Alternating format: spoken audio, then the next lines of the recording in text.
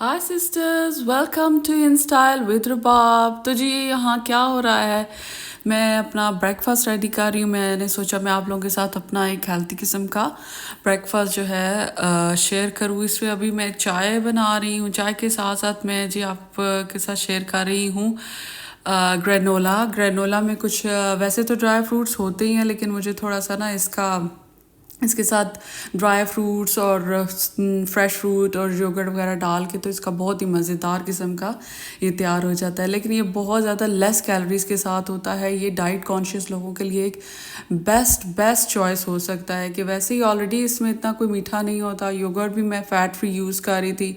Almonds भी जो है मैंने काउंट करके डाले हैं, तो इस वजह से इसमें कोई ज़्यादा जो है कैलोरीज नहीं होती। तो जो अगर आप हेल्थ कॉन्शियस हैं या डाइट पे हैं या कैलोरी कंट्रोल पे हैं, तो आप इस किस्म का ब्रेकफास्ट बना सकते हैं। और इसमें जो बेरीज़ वगैरह मैं डाल रही हूँ इससे तो ये मज़ीद हेल्थी किस्म का हो जाता है। और जो मैं शुगर इसकी चाय बना रही हूँ, चाय मेरा बस गर्म पानी वाली बात होती है। मैं सिर्फ इसमें जो है टी बैग और ये जो है मिल्क कॉफ़ी मेट वगैरह डालती हूँ। मैं शुगर लेस चाय पीती हूँ ताकि जितना आपके उसमें शुगर कम होगी उतनी आपको ज़रा सुस्ती जो है कम होती, क्योंकि आपको पता है शुगर ज़्यादा खाने या पीने से इंसान लेज़ी रहता है। तो इसी वजह से ही मैं जो हूँ बहुत एक्टिव रहती हूँ। तो नाश्ता करने के बाद ही आपको पता है लंदन में जिस दिन धूप निकलती है तो फिर बंदे का दिल करता है कि बाहर की तरफ जाया जाए। तो अब मेरा कुछ प्लान बना बाहर जाने का। और जब बाहर जाती हूँ तो मेरा जो है होम सेंस शॉप है ना, मेरी मोस्ट फेवरेट शॉप है। होम सेंस में चले जाओ, उसके किसी भी सेक्शन में चले जाओ, मुझे वहाँ की चीज़ें बहुत ही ज़्यादा पसंद आती हैं। जैसे कोई कॉस्मेटिक्स हो गया, बैग्स हो गए, कुछ ज्वेलरी हो गई, कुछ भी हो, मुझे उसका बहुत ही अच्छा लगता है। उसमें से टाइम स्पेंड करना, मैं वहाँ आवर्स एंड आवर्स स्पेंड कर सकती हूँ।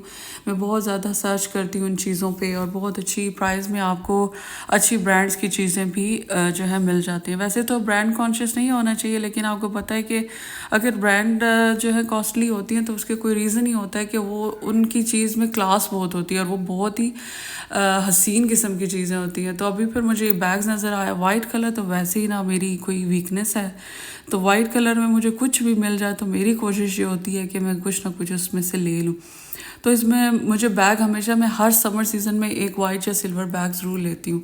तो इस पे मुझे अभी ये जो स्मॉल बैग मैं आपको पहले दिखा रही थी वो वाइट कलर में बहुत ही ज़्यादा अच्छा लगा, बहुत पसंद आया। लेकिन आगे जब मैंने उसको चूज़ किया तो आगे जाते जाते मुझे एक और बैग पसंद आ गया।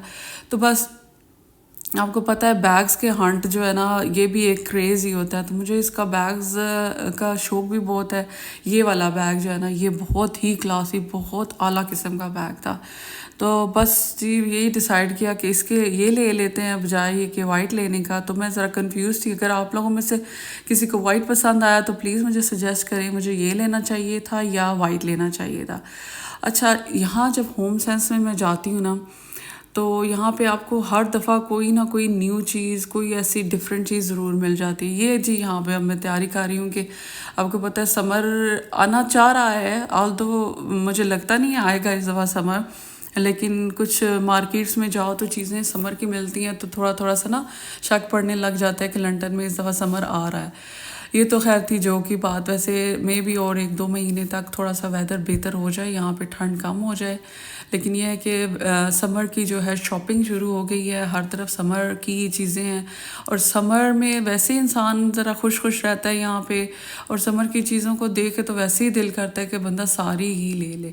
तो मैं यहाँ पे अपने कोई जूतों की सिलेक्शन कर रही थी कि समर के लिए जो है कौन से अच्छे लगते हैं, क्योंकि यहाँ पे आपको पता है हम तकरीबन साल में 12 महीने जो है ना शूज़ ही पहनते हैं।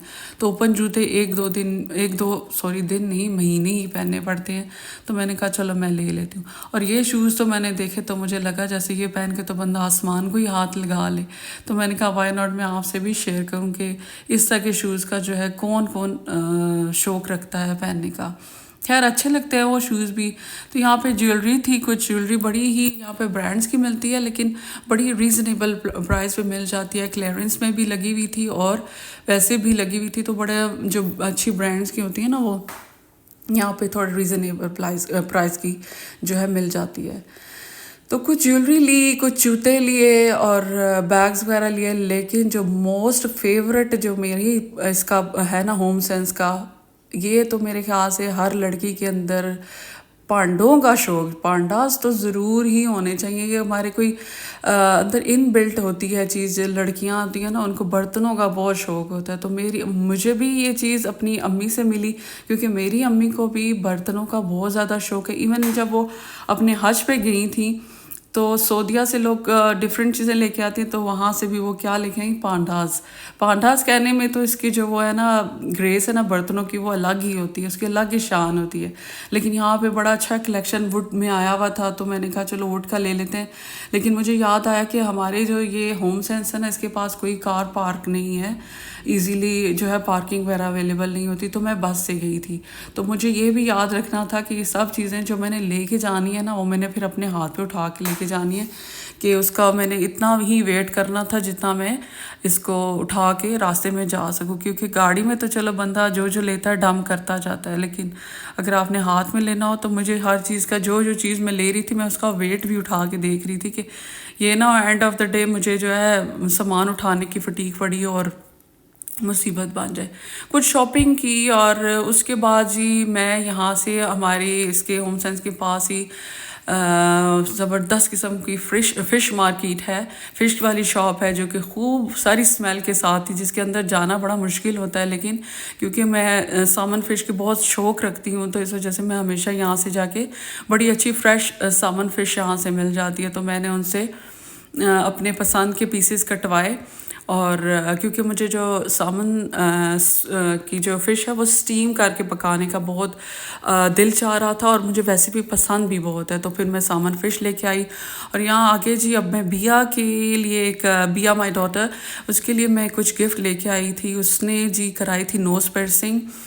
तो मुझे लगा जैसे उसने नोज़ पियर्सिंग की, तो उन्होंने मेडिकेटेड किस्म के स्टड्स दिए थे नोज़ में डालने के लिए। तो अब उसे काफ़ी टाइम हो चुका था, तो मैंने कहा चलो अब मैं इसको कोई गोल्ड के नोज़ रिंग या फिर वो जो होता है नाक में डालने के लिए स्टड जो होता है, वो ला के दे देती हूँ। तो बड़े दिनों से मैं सोच रही थी कि मैं इसके लिए लाऊंगी। तो फिर मैं शॉप से गुजरी गोल्ड की, तो फिर मैंने उसके लिए गोल्ड के नोज़ रिंग और नोज़ स्टड जो है बाय किया। तो जब वो स्कूल से आई, तो मैंने उससे पूछा कि आपके लिए सरप्राइज़ है, तो उसने तो फ़ौरन ही गैस कर लिया, और उसको फ़ौरन से खैर ये अभी आपको दिखा भी रही है। आगे चल के जी अब ये मैं फ़िश तैयार कर रही हूँ। फ़िश की स्मेल दूर करने के लिए इसमें जो लहसुन ग्राइंड करके डाल दें, सॉल्ट एंड विनेगर में डाल के थोड़ी देर, आधा घंटा के करीब अगर आप भिगो दें ना, तो जो फ़िश की स्मेल होती है वो बिल्कुल चली जाती है।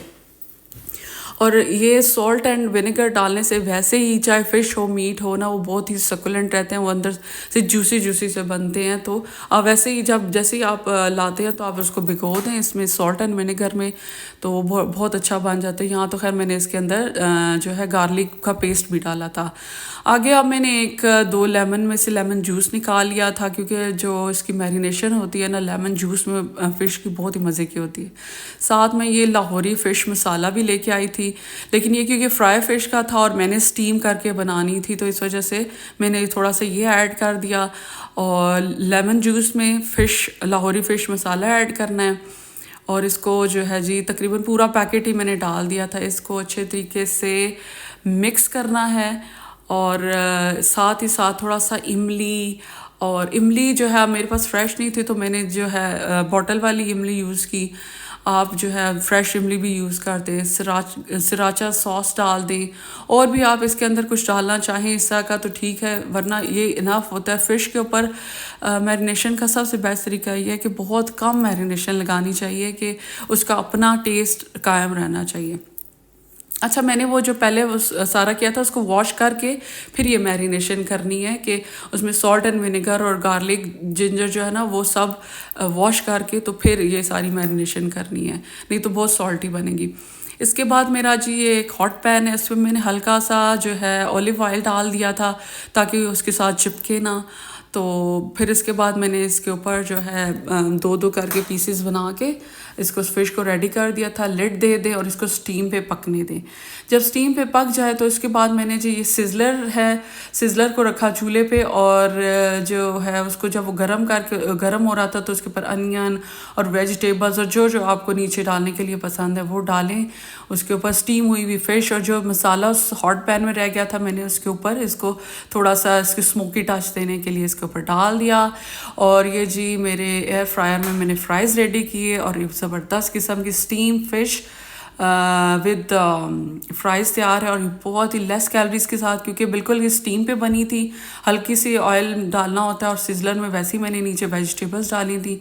तो ये आप घर में ट्राई करें, होपफुली आपको बहुत अच्छी लगेगी और ओरिजिनल टेस्ट के साथ आती है फ़िश।